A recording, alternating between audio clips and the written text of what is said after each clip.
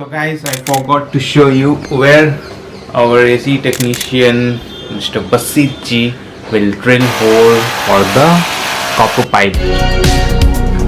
He'll drill the hole somewhere over here and he'll pass the copper pipe from outdoor unit, which will be installed over here. From this side the pipe will go to this toilet or bathroom. Let me show you over here the wall. From this side, this is the toilet, and that pipe, copper pipe, will go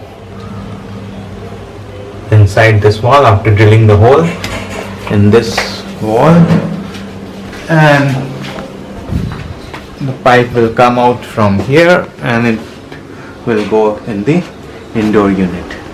So this is our plan to install the Panasonic brand new AC without needing any extra copper wire or any extra copper tube.